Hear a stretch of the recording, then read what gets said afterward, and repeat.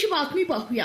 राखेतून नव्याने उभारणी, आपुलकी प्रतिष्ठानने घेरडीतील कुटुंबाला दिला हात। संकटात आम्ही पाठीशी, भांडी, किराणा, शैक्षणिक साहित्याचं वाटप। अचानक आगीचा फडका आणि एका क्षणात घेरडी येथील अंकुश कोळेकर यांच्या घराने पेट घेतला। आरडाओरडा, धावपळ, लोकांची गर्दी, पण तोपर्यंत खूप उशीर झाला होता।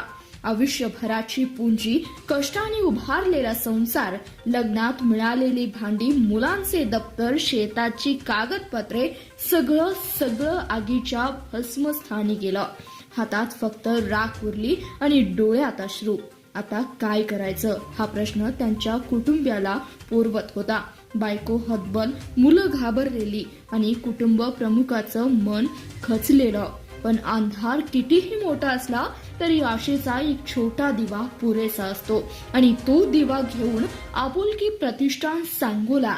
बातमी कळताच अध्यक्ष राजेंद्र यादव यांच्या नेतृत्वाखाली सचिव संतोष महिमकर, कार्यकारी संचालक डॉक्टर मच्छिंद्र सोनलकर, प्राध्यापक बाळासाहेब वाघमारे, अमर कुलकर्णी, अरविंद डोंबे गुरुजी, रमेश आवताडे यांच्यासह संपूर्ण टीम आज घेरडीत पोहोचली।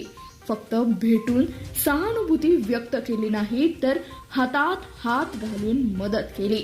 मदतीचं काय होतं? रोजच्या वापरासाठी स्टीलची भांडी, डबे, बादल्या, झोपण्यासाठी चादरी, सतरंजी, ब्लँकेट, पोटासाठी 1 महिना पुरेल इतका किराणा आणि धान्य। डॉक्टर मच्छिंद्र सोनलकर म्हणाले, संकटाच्या काळात आपुलकी प्रतिष्ठान नेहमीच तुमच्या पाठीशी आहे, हे आमचं ब्रीदवाक्य आहे। आणि राजेंद्र यादव यांनी सुद्धा ग्वाही दिली, पुढे जे काही लागेल त्यासाठी आम्ही आहोत। खरं तर आज मदत करणारे खूप आहेत, पण अशा कठीण प्रसंगी तातडीने धावून जाणारे, जबाबदारीने उभे राहणारे फारच कमी। आपुलकी प्रतिष्ठानने हे दाखवून दिलं। घर जळू शकतं, कपडे जळू शकतात, पण माणसातली माणुसकी कधीच जळता कामा नये। घेरडीच्या या घटनेनं हेच शिकवून दिलं। राखेतून नव्याने उभं राहता येतं, फक्त कोणीतरी आपुलकीने हात पुढे करायला हवा। आपुलकी प्रतिष्ठानच्या या कार्याला मनापासून CBS न्यूजचा सलाम। समाजातील प्रत्येकाने यातून प्रेरणा घ्यावी। आपल्या आजूबाजूला मदतीची वाट पाहणारी अनेक हात असतील, फक्त आपण पाहायला हवी।